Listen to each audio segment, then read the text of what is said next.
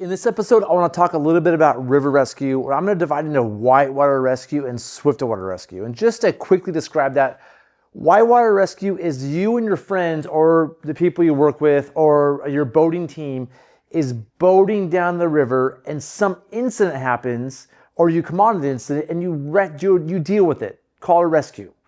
Swiftwater rescue, which I'm going to talk about here, is some incident happened and a team is called to come in and help out. That could be firefighters, first responders, that could be river guides who are trained, could come to an incident, people they don't know who are probably improperly dressed and helping with that problem. This is generally your team or other boaters. This is kind of victims, usually unknown victims. And in all of rescue, whether we're talking about swiftwater or whitewater, I think there's some general principles we all should learn, and things we usually learn in some sort of rescue course. And I'm going to start with those. Reach, throw, row, go. That's a priority of things we should do.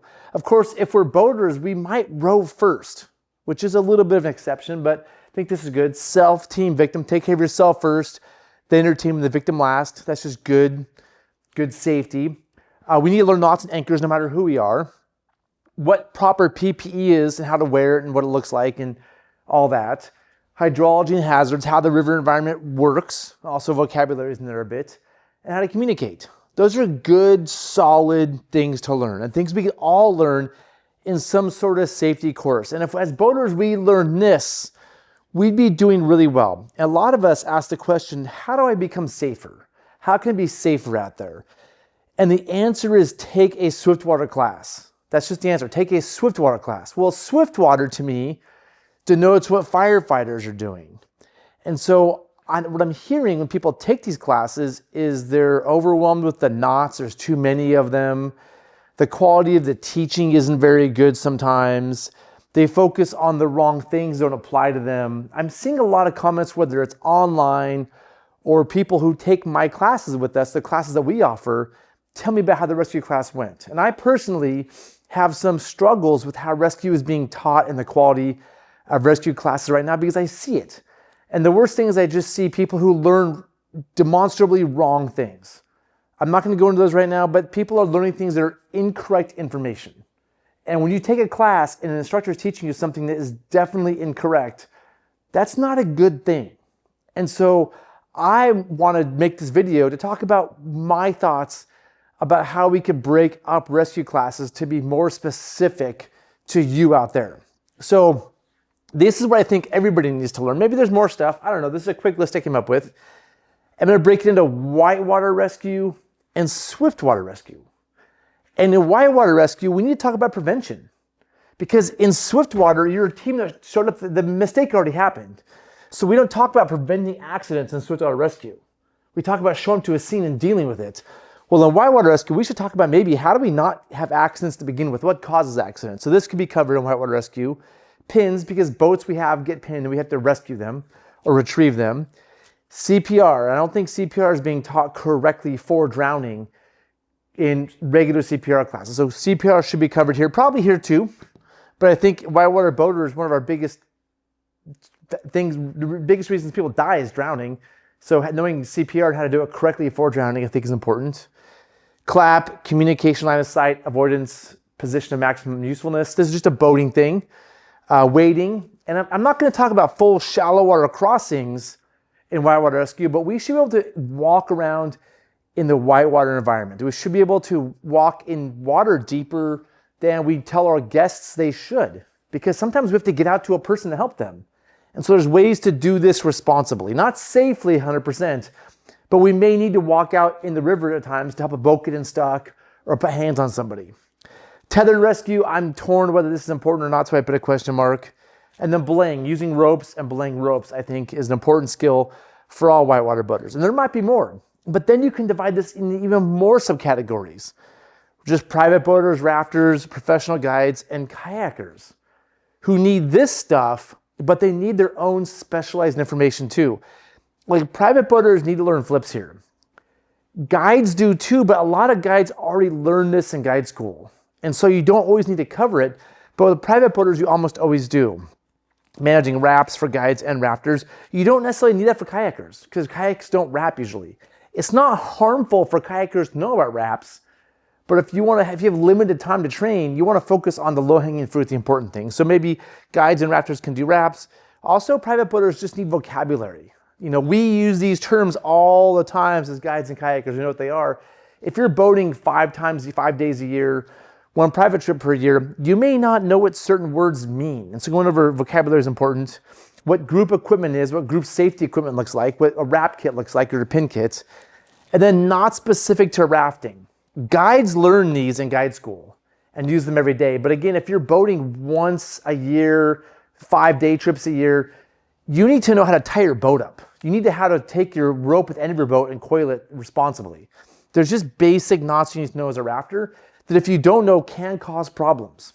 Again, these 2 groups are using those knots a lot. You may not be. This could be the bowline, for example. Guides, professional guides, RAPS, of course, is a big thing. If you wrap a boat as a guide, you got to get it undone. Search. What if you're on an overnight trip and lose a guest? How can we do a quick search? How to manage victims, which, again, everybody needs that, but river guides have a responsibility to manage victims. And more guide knots you use while guiding, which you can learn in a rescue class, but you may not already know these knots, and so making sure certain knots are covered. Kayakers need to learn how to deal with a pinned kayaker, whether a person's in the boat or the kayak stuck. How do we deal with that? How to do things with minimal equipment, and I think strainers are really important for kayakers. Kayakers are around strainers more than most rafters and guides, so this is where a lot of strainer stuff can be really valuable. I'm not saying they don't need it, but I think kayakers really need it. So if I was to take a rescue class as a boater, I'm not just going to take a Swiftwater class. That just could be anybody. It could be a mix of all these people, including these. Right? If I take a Swiftwater class, I could have firefighters, I could have first responders, I could have kayakers and professional guides and rafters. Everybody has different knowledge and backgrounds and expectations. And I've taken this class before. That's why I know this. I've taken a rescue class where it was a huge mix and it was kind of dumbed down in areas. And so it wasn't the most effective use of my time and money when I took the course. And I see it all the time when I talk to people. But maybe if you're going to take a rescue course, if you're a private boater, take one specifically for private boaters. It's been designed for private boaters. If you're a professional guide, take one specifically by a guide, somebody who ideally is a guide or has been a river guide, teaching that class. And if you're a kayaker, you probably want to learn from a kayaker, probably a really good kayaker. And so breaking these courses down to who they're for and who they're taught by is really important. Let's touch on the Swiftwater side, because I just want to point out there's things that Swiftwater Rescue teaches that we don't all need to know, but it's very important for somebody who's a rescuer, right? If I'm a kayaker and I get pinned and my friends can't get me out, the next people coming are first responders, right? If they just can't deal with me, I'm stuck in a kayak, maybe I've been in there for an hour. If the people there can't do it, these are the people that we call in. This is who's next. And so things Swiftwater teams need to know is just solid shallow water crossing. And a lot of the reason we're learning some of these things is not because they're saving alive people, because they're doing body recoveries. Here, we're not really doing body recoveries, right? Here, a lot of times, they're an hour after the incident occurs. It's a body recovery. Anyway, shallow water crossing, moving together slowly as a team, responsibly out in the river, potentially to do a body recovery, but also to maybe rescue someone. But really hammering shallow water crossings instead of just what I'm going to call here wading, which is just quick and dirty moving in the whitewater environment. Team shallow water crossings, I think, is more important for Swiftwater rescue. Strainer swim, to me, this is really controversial. My thing about strainer swims is I feel like by making people swim over strainers, you're teaching them to do the wrong thing, right? If you're swimming and there's a strainer below you, you should probably swim away from it, right? Which means turning this way and swimming. You can't always, if there's a strainer here, you can't always calculate how easy it is to miss from your little vantage point or head up to here. And so our reaction should be strainer swim. Well, in the strainer swim thing that rescue instructors do, they basically reinforcing the people to swim towards and over it, which is the wrong action. I can see sometimes how it could be helpful.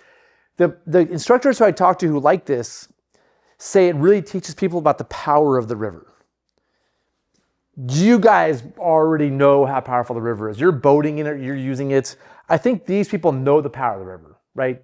They may not need the strainer swim. They may just believe the strainers are dangerous. Where firefighters, first responders may want to learn about the power of the river. This is super adequate for them or appropriate.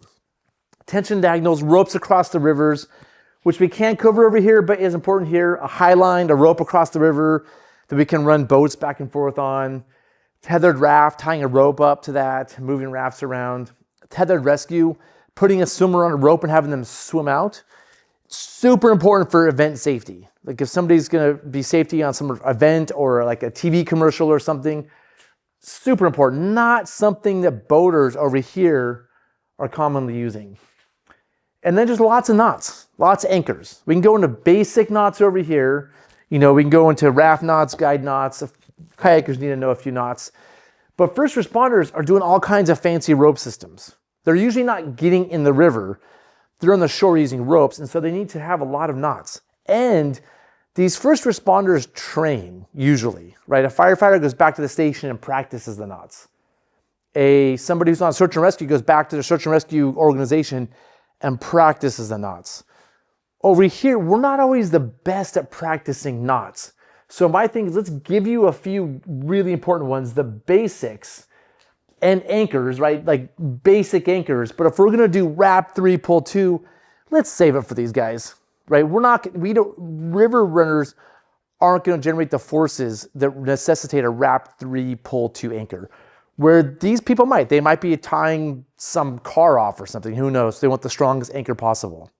So they're gonna really go down the rabbit hole on knots anchors because they have time to, and because they'll continue training and remembering the knots. Where like, if I teach a rafter, wrap 3, pull 2, 3 years from now, they'll have no idea how to do it. I mean, 6 months, even a month later, they may forget how to do it. So those are my thoughts. I've been thinking about this a lot and been wanting to do this video a lot. I'm doing a presentation at two presentations at conferences in December where this is part of what I'm gonna talk about. This is sort of like my thoughts about what I'm going to talk about in about 10 minutes of the presentation. So if you have thoughts about what I've written, I'd love to hear them because it helps me get better, helps me have discussions with you, whether on YouTube, maybe I'll call you, to help me sort of change my opinion on this if I'm wrong. So if I'm wrong on this, let me know. Just say, hey, Zach, I think people in kayakers should learn highline 100%. Like, I'd love to have that conversation. Because it's how I develop my own thoughts about this stuff. It's how I get better. But also, I'm going to be presenting this to river guides and outfitters, and I want to have the most flushed out thing possible. So please leave a comment in the comment section below. Thanks for watching, and I'll see you next time.